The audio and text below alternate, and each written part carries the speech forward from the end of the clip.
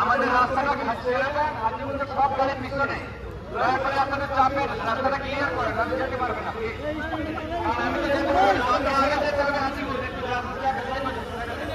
হাজিগঞ্জে যারা আছেন আপনাদের গাড়ি নিয়ে সামনে চলে যান, প্লিজ আপনারা এখানে দাঁড়াবেন না, আপনারা হাজিগঞ্জে যারা আছেন তারা চলে যান।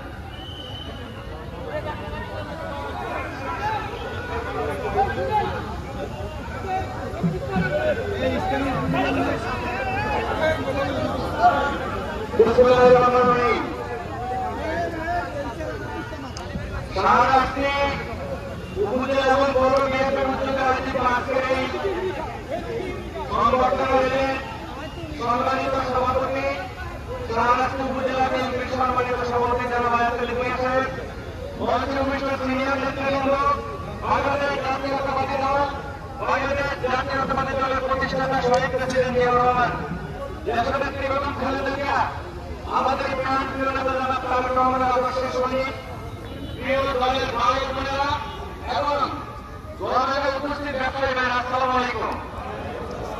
প্রিয় উপস্থিতি, আপনাদের আজকের এই সংগঠনে আমরা অনেক আনন্দিত হয়েছি। খুবই ভারাকান্তরিভাবে বলতে চাই, আগামী দিনের বাংলাদেশ বিগত 16 বছরের মতো বাংলাদেশ হবে না। সেই জন্য দায়িত্বশীল নেতা হিসেবে বলতে চাই, আগামী দিনে বাংলাদেশ হবে শান্তি, সমৃদ্ধি, সমতা এবং অধিকারের বাংলাদেশ। তাই কি আগামী দিনের বাংলাদেশ চায়? এখানে আমাকে দল থেকে মনোনীত করেছেন জনগণের সেবা করার জন্য, আমাকে মনোনীত করা হয়েছে দলের গুণগত সুবিধার জন্য। সেই জন্য রাজনৈতিক দলের সকল নেতা কর্মীদেরকে অনুরোধ করবো, আগামী দিনে যে বাংলাদেশ হবে সেই বাংলাদেশ বিগত 16 বছরের শেখ হাসিনার শাসনের বাংলাদেশের সাথে কোন সম্পর্ক থাকবে না।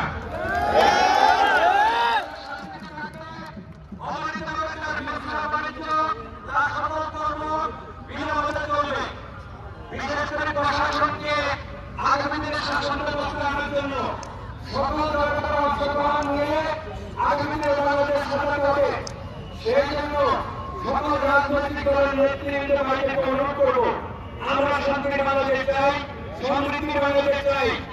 এই রাজনৈতিক দলের বিএনপির একজন গুরুত্বকর্মী হিসেবে দলের চেয়ারপারসন দেশনেত্রী বেগম খালেদা জিয়া, আমার প্রাণ প্রিয় নেতা জনাব তারেক রহমান, মাননীয় মহাসচিব, স্থায়ী কমিটির নেতৃবৃন্দ, সর্বোপরি আপনাদের জনসমর্থনের মধ্য দিয়ে আগামী ত্রয়োদশ জাতীয় সংসদ নির্বাচনের দলের মনোনীত প্রার্থী হিসেবে আমার নাম ঘোষণা করা হয়েছে।